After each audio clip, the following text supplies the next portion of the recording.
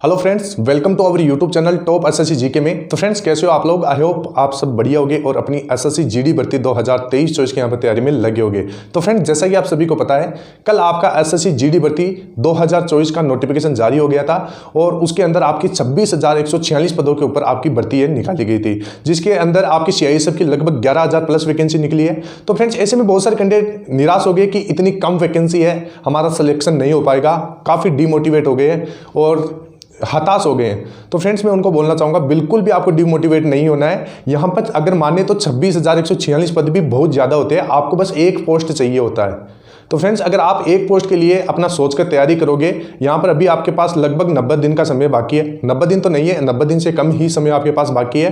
तो अगर आप आज से ही लगभग 8 से 10 घंटा पढ़ दोगे तो आपका सिलेक्शन कोई नहीं रोक पाएगा। तो फ्रेंड्स, आज का ये वीडियो होने वाला है, यानी जब आप फॉर्म अप्लाई करते हैं तो उससे पहले आपको किन किन बातों का ध्यान रखना है, किस प्रकार फॉर्म अप्लाई करना है, इसके साथ साथ कौन से पॉइंट है जिनके ऊपर आपको ध्यान में रखना है। इसके साथ साथ मैं आपको बता देता हूं, जैसे आपका पोस्ट प्रेफरेंस होता है तो पोस्ट प्रेफरेंस आपको किस प्रकार बनना है, और इसके साथ साथ आपका फोटो हो गया, सिग्नेचर हो गया, इसके साथ साथ आपका जैसे कास्ट सर्टिफिकेट है। बहुत ज़्यादा डाउट होते हैं कास्ट सर्टिफिकेट को लेकर, OBC, general, EWS, SC ST किन लोगों को ये बनवाना होता है, ये सारा कुछ इस वीडियो के अंदर बताने वाला हूं। वीडियो बहुत इंपॉर्टेंट होने वाला है, वीडियो के लास्ट तक बने रहिएगा। और अभी तक आपने हमारे चैनल को सब्सक्राइब नहीं किया है तो चैनल को सब्सक्राइब करके बेल आइकन को जरूर प्रेस कीजिएगा, जिससे भर्ती संबंधित नई नई जानकारी आपको सबसे पहले मिल सके। तो चलिए फ्रेंड्स, शुरू करते हैं और बात करते हैं आपका एसएससी जीडी भर्ती 2024 के बारे में। तो फ्रेंड्स, यहां पर वीडियो शुरू करने से पहले मैं आपको बता देता हूं, अगर आप भी एसएससी जीडी भर्ती 2023-24 की यहां पर तैयारी में लगे हुए हैं और आपने बेसिक कवर कर लिया है और अगर आप प्रैक्टिस करना चाहते हैं और अभी तक आपने कोई बुक परचेज नहीं की है, तो मैं आपको सजेस्ट करना चाहूंगा किरण पब्लिकेशन की ये सब्जेक्ट वाइज बेस्ट बुक आपके लिए बहुत फायदेमंद रहने वाली है। यहां पर मैथमेटिक्स, रीजनिंग, सामान्य ज्ञान और हिंदी सब्जेक्ट वाइज बुक मिल जाएंगी। इन प्रत्येक बुक के अंदर आपको 120 सेट मिल जाएंगे और इसके साथ साथ आपका 2019 से लेकर 2023 का जितना भी एसएससी जीडी का पेपर हुआ है वो इनके अंदर शामिल किया गया है। इसके साथ साथ टीसीएस द्वारा प्रीवियस ईयर के क्वेश्चन सेट्स इसके अंदर डाले गए हैं, यानी जो आपकी टीसीएस है वो एग्जाम कंडक्ट करवाती है, किस प्रकार के क्वेश्चन पूछे जाते हैं वो इनके अंदर डाले गए हैं। तो ऑल ओवर आपकी शानदार बुक मानी जाती है। सोल्ड पेपर मिल जाएंगे इसके अंदर, फुल सॉल्यूशन मिल जाएगा। इसके साथ साथ अगर आप इन बुक को इस फेस्टिवल सीजन के अंदर परचेज करना चाहते हैं तो किरण पब्लिकेशन की तरफ से यहां पर आपको 40% डिस्काउंट मिलेगा। इसके साथ साथ डिलीवरी चार्ज एकदम आपका फ्री रहने वाला है। तो बहुत शानदार ऑफर आप सभी के लिए, ये ऑफर आपका सीमित समय के लिए। इन सभी बुक्स का लिंक मैं आपको डिस्क्रिप्शन बॉक्स में दे दूंगा, वहां से जाके आपको इनको परचेज कर लेना है। अब चलिए फ्रेंड्स, आगे बात करते हैं आपकी सबसे पहली यहां पर एसएससी जीडी भर्ती के बारे में। तो जैसा कि फ्रेंड्स आप सभी को पता है, यह है आपकी एसएससी जीडी भर्ती की पदों की संख्या, यानी 26,146 पदों के ऊपर यह वैकेंसी निकाली गई है। तो कम वैकेंसी नहीं है, बहुत ज्यादा वैकेंसी है। धीरे धीरे ये अभी टेंटेटिव है, यानी इसमें उतार चढ़ाव हो सकता है। ये आपने देखा होगा, जो पिछली भर्ती थी एसएससी जीडी भर्ती 2022 की, उसके अंदर भी पदों की संख्या पहले कम थी, फिर उसको बढ़ा के 50,000 के करीबन कर दिया था। तो इस प्रकार इस बार भी आपकी इस वैकेंसी के अंदर आपको बढ़ोतरी देखने को मिलेगी, ये आप देख लेना। तो यहाँ पे इस प्रकार पदों की संख्या है, मेल और फीमेल की अलग अलग यहाँ पर पोस्टें निकाली गई है। अब यहाँ पर आगे बात करते हैं कि यहाँ पर पोस्ट प्रेफरेंस सबसे मुख्य चीज होती है कि जब आप जैसे आपका 160 नंबर का पेपर होता है, आप 155 150 नंबर आप ले आते हैं मान लीजिए, तो आप डिजर्व करते हैं कि मेरे को बेस्ट पोस्ट मिले, क्योंकि मैंने इसके लिए तैयारी भी की है। अब इसके लिए आपको बेस्ट पोस्ट कैसे मिलेगी, तो ये होगा सबसे पहले आपका पोस्ट प्रेफरेंस के ऊपर। यानी अगर आपने पोस्ट प्रेफरेंस, पोस्ट वरीयता, पद वरीयता अगर आपने सही से भरी है तभी आपको ये पोस्ट मिलेगी।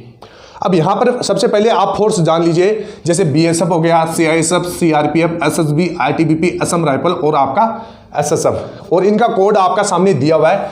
बीएसएफ का ए, सीआईएसएफ का बी, सीआरपीएफ का सी, एसएसबी का डी, आईटीबीपी ई और Assam rifle EF, SSF H। इस प्रकार यहाँ पर कोड दिए गए हैं। अब यहाँ पर क्या होता है, जैसे आप फॉर्म अप्लाई करवाने जाते हैं, साइबर कैफे वाला आपका क्या करता है, जब पोस्ट प्रेफरेंस की बारी आती है भरने की, तो वो यहाँ पर सीरियल वाइज भर देता है, ABCDEF H, इस प्रकार सीरियल वाइज भर देता है। इससे क्या होता है, जब वो भी कैंडिडेट है जो डिजर्व करता है कि जैसे उसने 140 प्लस नंबर लेके आया है, तो वो डिजर्व करता है कि यहाँ पर उसको एसएसएफ मिले। ठीक है फ्रेंड्स। अब यहाँ पर साइबर कैफे वाले की गलती से उसको मिल जाता है बीएसएफ, जो उसमें वो जाना ही नहीं चाहता है। यहाँ पर मैं ये नहीं बोल रहा हूँ कि ये वैकेंसी आपके, ये पोस्ट आपके लिए खराब है, सभी फोर्स अच्छी होती है, लेकिन एक आपकी चॉइस भी होती है कि मेरे को इस फोर्स के अंदर जाना है। तो यहाँ पर आपको ये गलती नहीं करना है। मैं आपको इनका काम बता देता हूँ, उसके हिसाब से आपको पोस्ट प्रेफरेंस बढ़नी है, और मैं आपको एक फाइनल पोस्ट प्रेफरेंस भी बता दूंगा कि आपको इस प्रकार आपकी पोस्ट प्रेफरेंस देनी है। तो सबसे पहले आप देख सकते हैं यहाँ पर बीएसएफ कि बीएसएफ आपकी किस प्रकार काम करती है, काम देख लीजिए, और ये कहां पर काम करती है। बीएसएफ का मतलब होता है बॉर्डर सिक्योरिटी फोर्स। ये आपकी पाकिस्तान एंड बांग्लादेश बॉर्डर, यहाँ के एरिया में ये आपका काम करती है। यहाँ पर ये बहुत बढ़िया फोर्स है। इतना जो कैंडिडेट अगर राइफल का सपना देखता है कि मेरे को राइफल लेके चलना है, तो ये आप बीएसएफ आप भर सकते हैं। और ये आपका काम कहाँ करेगा, पाकिस्तान और बांग्लादेश बॉर्डर के ऊपर।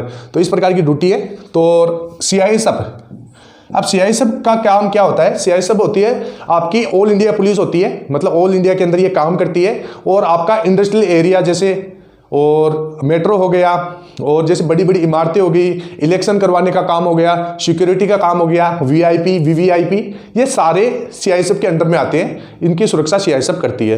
तो इस चीज़ का आपको ध्यान में रखना है, ऑल इंडिया में इनकी जॉब लगती है। अब यहाँ पर बात करते हैं सीआरपीएफ। तो सीआरपीएफ होता है सेंट्रल रिजर्व पुलिस फोर्स। अब ये काम क्या होता है, इनका भी काम ऑल इंडिया में होता है। जैसे दंगा वाले एरियो में सीआरपीएफ की ड्यूटी लगती है, इस प्रकार ये सीआरपीएफ काम करती है। ऑल इंडिया में इनकी ड्यूटी रहती है, नक्सली एरियो में इनकी ड्यूटी रहती है। और ये आपकी जैसे अगर कोई भी राइफल लेने का सपना रखता है कि मेरे पास राइफल हो और मैं भी देश की रक्षा करूं, तो वो सीआरपीएफ में जा सकता है। तो सीआरपीएफ की इस प्रकार की ड्यूटी होती है। इसके साथ साथ ये वीवीआईपी वीवीआईपी और आपकी जैसे भवनों की सुरक्षा, जितनी भी आपकी मोस्ट इंपोर्टेंट इमारतें हैं उनकी सुरक्षा भी ये करती है। तो ये ध्यान में रखिए। इसके साथ साथ अब बात करते हैं एसएसबी। तो एसएसबी आपका नेपाल और भूटान बॉर्डर के ऊपर ये काम करता है। तो ये चीज़ का आपको ध्यान में रखना है। इसके साथ साथ हो गया आईटीबीपी। अब आईटीबीपी हो गया आपका चाइना बॉर्डर के ऊपर, इंडियन तिब्बत बॉर्डर पुलिस। इस प्रकार ये चाइना के अंदर, चाइना बॉर्डर के ऊपर ये काम करती है। और असम राइफल हो गया नॉर्थ ईस्ट के अंदर, एसएसएफ हो गया आपका दिल्ली के अंदर। तो इस प्रकार ये इनके काम है, इनके एरिया ये यहाँ पर आपको बताए गए हैं। और अब आगे बात करते हैं कि पोस्ट प्रेफरेंस आपको किस प्रकार देना है। तो यहाँ पर पोस्ट प्रेफरेंस आप देख सकते हैं। सबसे पहले आपको देना है एसएसएफ, बहुत शानदार फोर्स होती है एसएसएफ, ये आप देख सकते हैं। इसके बाद में आपको देना है 1 नंबर पे एसएसएफ, 2 नंबर पे सीआईएसएफ, 3 नंबर पे एसएसबी, 4 नंबर पे सीआरपीएफ, 5 नंबर पे आईटीबीपी, 6 नंबर पे असम राइफल और 7 नंबर पे बीएसएफ। ये मैंने अपने एक्सपीरियंस के हिसाब से आपको बताया कि किस प्रकार आपको पोस्ट प्रेफरेंस देनी है। यहां से 1 नंबर से लेकर 7 नंबर तक कौन कौन सी फोर्स आपको लगाना है ये सारा बता दिया। अब आपकी मर्जी है कि आप उसमें उतार चढ़ाव किस प्रकार करें। यहां पर आपकी मर्जी है, आप एसएसएफ को 2 नंबर पे दे सकते हैं, सीआईएसएफ को 1 नंबर पे दे सकते हैं, या सीआईएसएफ को यहां पर 4 नंबर पे देके सीआरपीएफ को आप 2 नंबर पे दे सकते हैं, या आप अपने हिसाब से भरेंगे। अगर आपके नंबर अच्छे हैं, आप इनकी कट ऑफ को क्वालिफाई करेंगे तो आपको ये मिल जाएगी। इस चीज का आपको ध्यान में रखना है। आगे बात करते हैं। अब यहां पर कास्ट सर्टिफिकेट, बहुत ज्यादा डाउट होता है कास्ट सर्टिफिकेट को लेकर, तो मैं आपको बता देता हूं यहां पर कास्ट सर्टिफिकेट किन कैंडिडेट को बनवाना है। तो यहां पर सबसे पहले जैसे जनरल, तो जनरल वाले जितने भी कैंडिडेट हैं उनके लिए कोई भी कास्ट सर्टिफिकेट नहीं होता है। तो ये चीज आपको ध्यान में रखना है। अब यहां पर आगे बात करते हैं ओबीसी।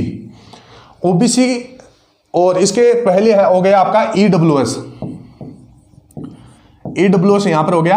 अब ईडब्ल्यूएस वाले जितने भी कैंडिडेट है, ईडब्ल्यूएस वाले कैंडिडेट को यहां पर ईडब्ल्यूएस का सर्टिफिकेट बनवाना है।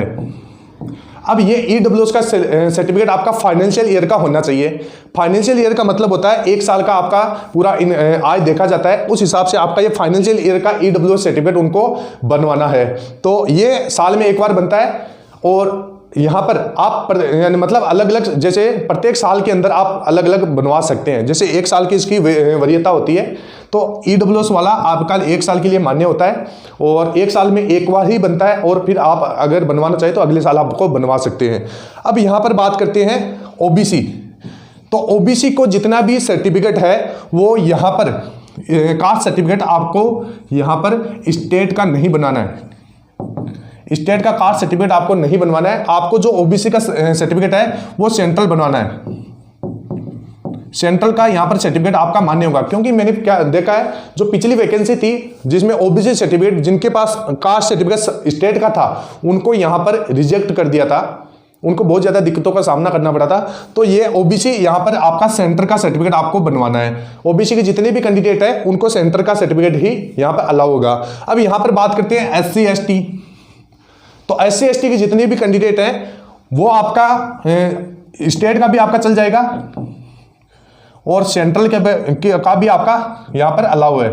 तो यहाँ पर ये दोनों सर्टिफिकेट आप बनवा सकते हैं, कोई भी आपका इतना एससी एसटी के अंदर दिक्कत नहीं आएगा। लेकिन अगर मेरी माने तो आप अपना सेंटर का ही सर्टिफिकेट आपको बनवाना है।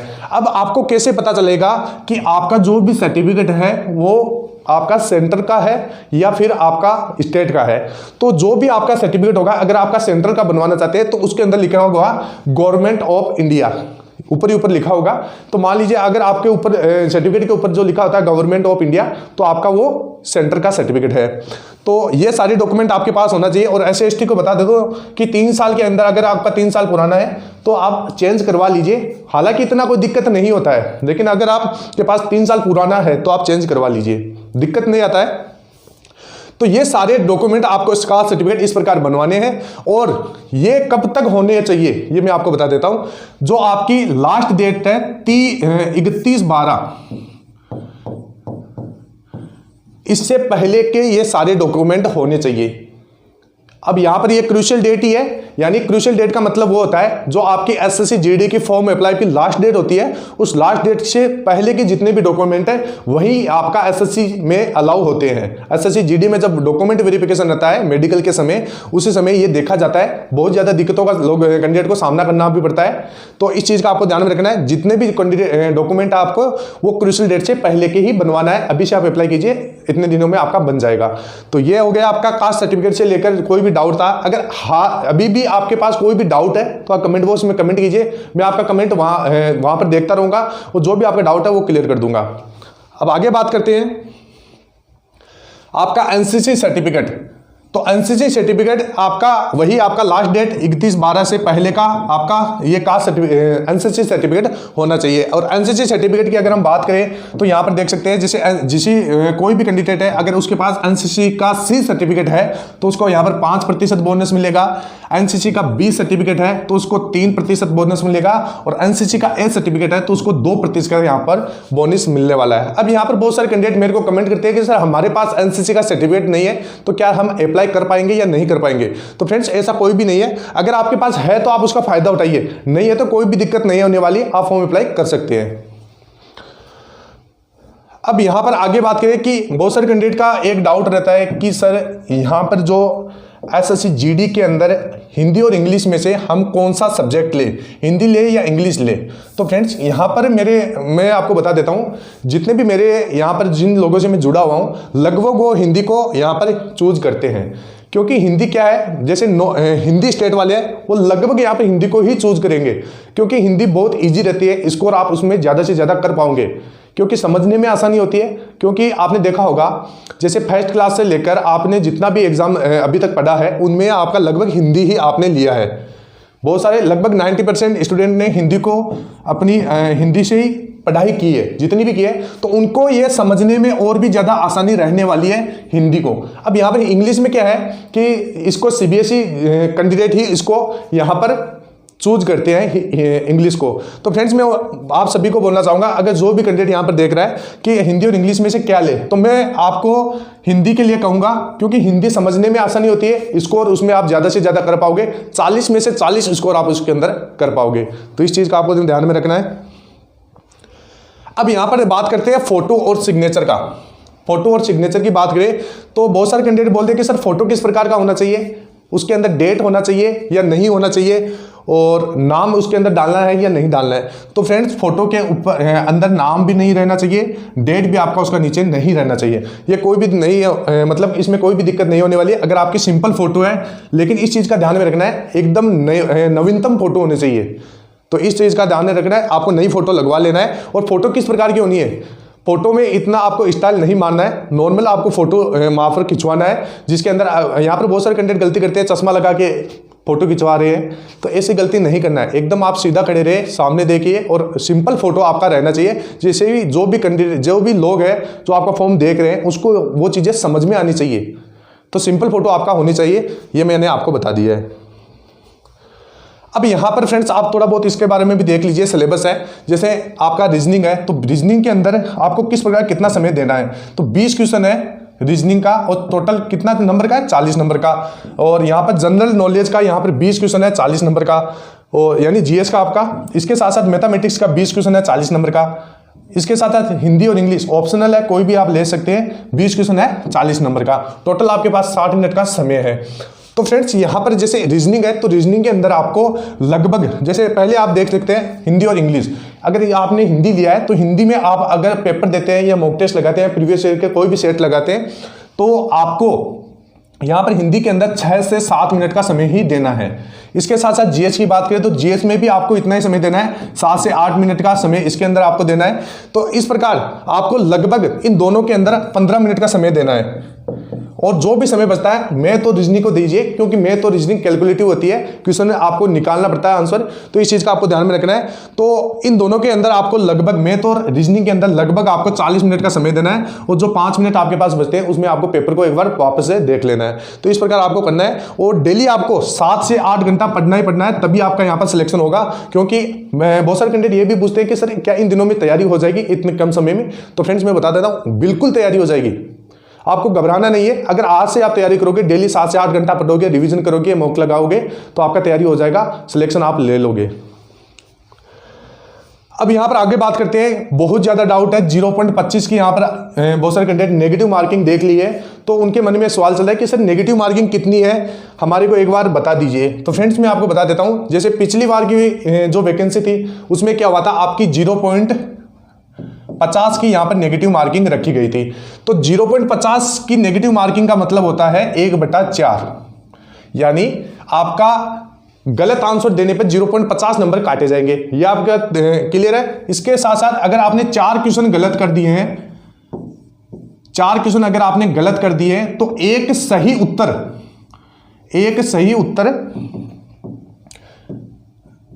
उत्तर आपका यहां पर गलत हो जाएगा। एक सही उत्तर भी यहां पर आपका क्या हो जाएगा, गलत हो जाएगा। ये होता है आपका 0.50 की नेगेटिव मार्किंग, जो आपकी पिछली वैकेंसी में थी। अब यहां पर आपकी है 0.25 की नेगेटिव मार्किंग। 0.25 की नेगेटिव मार्किंग का मतलब होता है 1/8, यानी 0.25 का मतलब होता है कि आप अगर गलत आंसर देते हैं तो 0.25 नंबर आपका कटेगा। अब यहां पर 1/8 मैं इसका मतलब भी आपको समझा देता हूं कि जैसे 0.25 का मतलब यह होता है कि जैसे आपने 8 क्वेश्चन गलत किए हैं, तो आपका एक सही आंसर भी यहां पर कट हो जाएगा, सही उत्तर भी यहां पर आपका एक कट हो जाएगा। यह होता है 0.25 की नेगेटिव मार्किंग, जो आपकी इस बार रखी गई है। तो इसमें क्या है फ्रेंड्स, या तो यहां पर एसएससी, इसके अंदर थोड़ा बहुत एसएससी से मिसप्रिंट हो गया है, या एसएससी यहां पर आपके ऊपर मेहरबान है। मेहरबान तो नहीं कर सकते, क्योंकि फ्रेंड्स यहां पर इससे आपका कंपटीशन बढ़ने ही वाला है। इससे आपका इतना नहीं है कि पेपर इजी आ जाएगा, नेगेटिव मार्किंग कम रहेगी तो हमारा सिलेक्शन हो जाएगा। तो फ्रेंड्स ये सभी के ऊपर होने वाला है, इसमें इतना बड़ा कोई इश्यू नहीं है। तो यहां पर ये 0.25 है। यहां पर मेरे हिसाब से एसएससी कुछ दिन बाद में एक नोटिस जारी कर देगी, जिसमें यहां पर आपको क्लियर कर देगी कि यहां पर 0.25 नहीं है, 0.50 है। तो इस चीज का आपको ध्यान में रखना है। इसका मतलब मैंने आपको समझा दिया है। और फ्रेंड्स ये था कि जो सारे कैंडिडेट वो प्रैक्टिस बुक के लिए बोल रहे थे, तो ये सारी प्रैक्टिस बुक है, इनका लिंक मैं आपको डिस्क्रिप्शन बॉक्स में दे दूंगा, वहां से जाके आप इनको परचेज कर सकते हैं। तो फ्रेंड्स आई होप ये आपको वीडियो बहुत अच्छा लगा होगा, सारे डाउट क्लियर हो गए होंगे। अगर फिर भी आपको कोई डाउट बचता है तो आप कमेंट कीजिए। तो फ्रेंड्स फिर मिलते हैं नेक्स्ट वीडियो में, तब तक के लिए जय हिंद, जय भारत, वंदे मातरम।